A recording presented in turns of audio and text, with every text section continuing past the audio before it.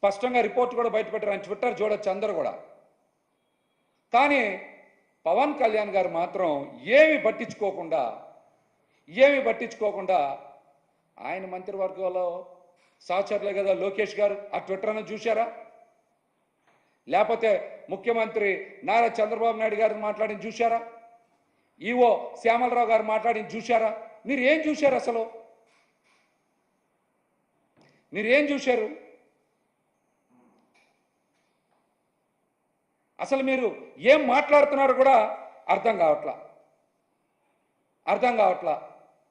ప్రజలందరూ కూడా అసలు మిమ్మల్ని చూసి వాళ్ళు కూడా ఆశ్చర్యం కలుగుతుంది.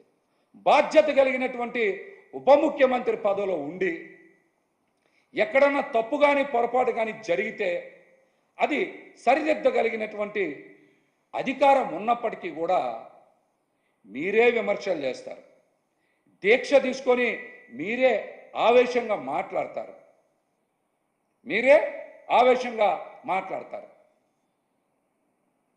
అసలు దేనికోసం ఇదంతా చేస్తూ ఉన్నారు?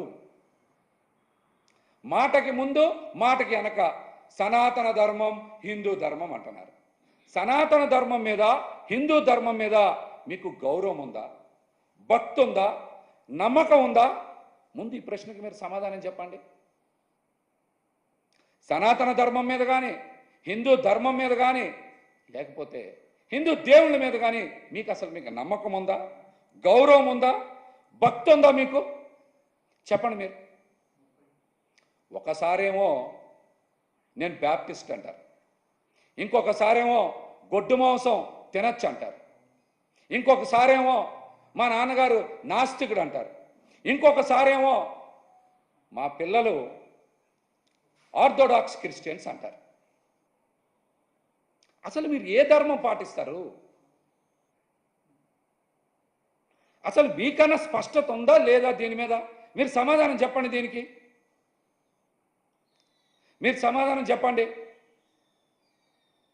మీ కుటుంబ సభ్యులే సనాతన ధర్మాన్ని ఆచరించినటువంటి వారిని మీరు పెట్టుకొని సనాతన ధర్మం గురించి, హిందూ ధర్మం గురించి మీరు ఉపన్యాసాలు ఇవ్వడం ఏంటి?